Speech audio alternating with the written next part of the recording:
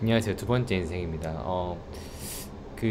지난번에 제가 신용카드 이야기할 때 여기는 이제 매달 갚는 게 아니라고 말씀드렸는데, 요, 이제 실제 이거는 이제 뱅크 오브 아메리카 앱이거든요. 근데 여기서 또 헷갈려 하시는 분들이 있어서 한 번 더 정리를 해보겠습니다. 보시면 이제 그 개념은 제가 지난번에 올린 영상을 좀 참조를 해주시고요. 그 간단하게 얘기하면 한국은 매달 예를 들면 10월 28일에 금액이 빠져나가잖아요. 그리고 그 전에 예를 들면 뭐 10월 20일까지 쓴 금액을 갚으라고 해서 딱 나오잖아요. 근데 여기는 이제 그렇지가 않습니다. 여기는 이제 미국에서 보시면 이 10월 28일 있죠. 요 10월 28일에 제가 갚지 않은, 그러니까 갚지 않았다는 거는 제가 이제 쓴 만큼의 금액, 이제 쓴 금액이 이렇게 나와 있는데, 그 당시에 10월 28일, 그러니까 이 저번 달이니까 9월 28일에 제가 쓰고 갚지 않은 금액에 대해서 스테이트먼트 밸런스를 잡습니다. 그리고 그거를 이제 9월 28일부터 10월 25일까지 갚으라고 얘기를 하는 거죠. 근데 이게 뭐 빠져나가는 게 아니고, 이제 여기 앱에 보면 여기 페이를 누르게 되면 요 화면이 나오는데, 여기서 이제 내 통장에서 내 신용카드를 이제 여기다가 59.78 그리고 오늘 날짜 넣고 넥스트 누르시면 이게 결제가 되는 겁니다. 근데 이 금액을 꼭 결제하실 필요는 없어요. 왜냐면 이제 넥스트 클로징 데이시 지금 10월 28일이잖아요. 그러면 이 10월 28일에 지금 보시면 제가 커런트 밸런스가 261불을 썼단 말이에요, 지금. 근데 이게 이미 이제 아예 잡힌 것도 있고, 이제 펜딩 썼는데 아직 반영이 안 된 것들이 있거든요. 그러면 제가 이만큼 썼는데 요거를 안 갚은 거죠. 요만큼이 이제 요 261불인 거죠. 그죠? 여기는 이제 펜딩 아직 포함이 안 된 겁니다. 근데 이 10월 28일이 됐을 때 제가 이거를 만약에 이대로 두면 261불 플러스 요 펜딩된 금액도 다 잡힐 수가 있어요. 왜냐면 3일 동안 카드를 안 쓴다고 해도 기존에 쓴 금액이 다 포함이 되기 때문에 이거 플러스 이 펜딩된 금액이 스테이트먼트 밸런스로 잡힐 수가 있습니다. 근데 그게 안 좋냐? 네, 뭐 제가 지난 영상에도 얘기했지만 그 은행원들 얘기로는 이 금액이 좀 낮을수록 좋다. 그러니까 내가 한도가 이만큼인데 이만큼의 한도에서 10%만 쓰고 있구나. 너가 되게 신용카드 쓸 일 없이 잘 쓰고 있구나. 뭐 이렇게 생각을 한다고 하더라고요. 근데 그때 은행원은 아예 0으로 만드는 것도 좋다라고 했습니다. 사실 0으로 만드는 방법도 있어요. 요때쯤에 지금 제가 10월 28일이잖아요.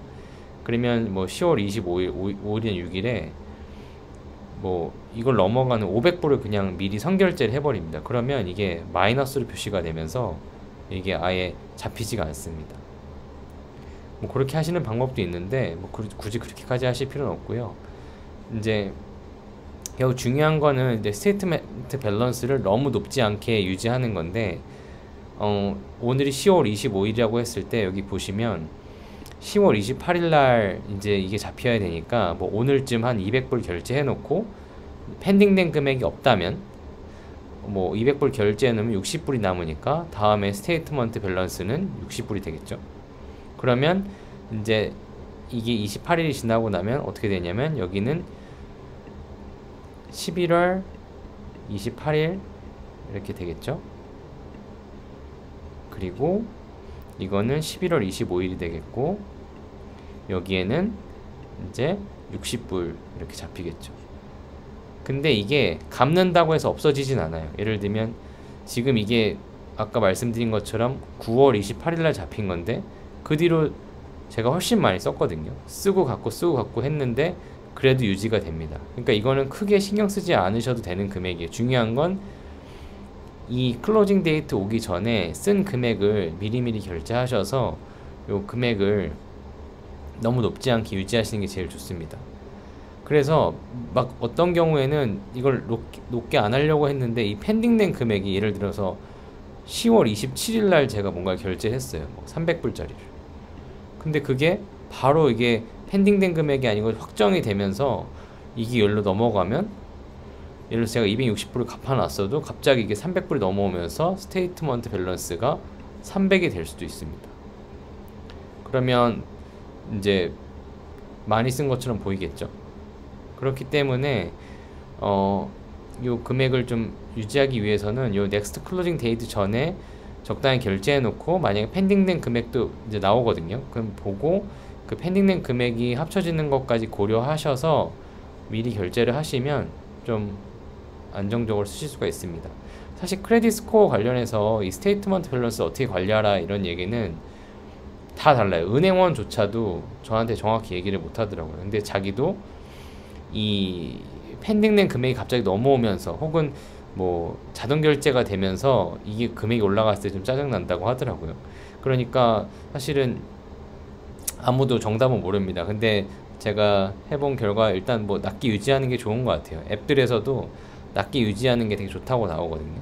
그러니까 그거 고려하셔서 이제 하시면 되겠습니다. 정리를 하면 그냥 계속 이제 한도 내에서 쓰시되 좀 올라가면 갖고 올라가면 갖고 하다가 요 넥스트 클로징 데이트 됐을 때, 되기 전이죠. 한 뭐 2, 3일 전에 이 현재 커런트 밸런스랑 이제 펜딩된 금액들을 보시고 이 10월 28일 아니면 혹은 11월 28일 이렇게 특정 날짜가 됐을 때 요 금액이 너무 높지 않게 미리 결제를 해 놓으시면 좋다.